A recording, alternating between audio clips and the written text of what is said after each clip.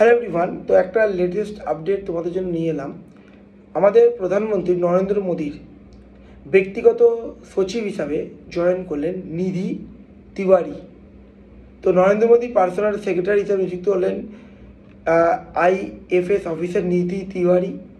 2014 সালের আইএফএস তিনি Indian foreign সার্ভিসে তিনি জব করতেন, ইউপিসি ক্লিয়ার করে। বর্তমানে পিএমওতে ডেপুটি সেক্রেটারি পদে রয়েছেন। উত্তরপ্রদেশে বারাণসীতে তার জন্ম, ঠিক আছে। 2022 সালের আন্ডার সেক্রেটারি হিসেবে পিএমওতে চাকরি করেন। পরবর্তীকালে 2023 সালের 6 জানুয়ারি তিনি উপসচিব পদে তিনি দায়িত্ব পালন করেন। বিদেশ এবং নিরাপত্তা বিভাগে দায়িত্ব সামলান এবং সরকারি রিপোর্ট করেন জাতীয় নিরাপত্তা উপদেষ্টা অজিত দোভালকে। বুঝতে পারলে?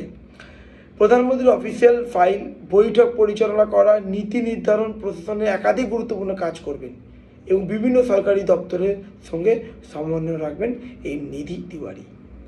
তো এরকম আপডেটসের জন্য অবশ্যই কিন্তু তোমরা এই যে ইনসাইটস WBC ইউটিউব চ্যানেলটা কিন্তু ফলো করো। Thank you.